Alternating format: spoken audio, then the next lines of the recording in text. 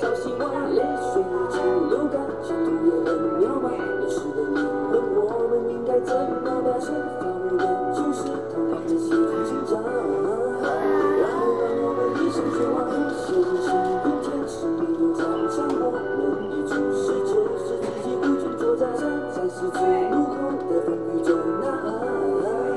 不要让我们一生绝望，泪水已经流干，前途也很渺茫。人世的灵魂，我们应该怎么办？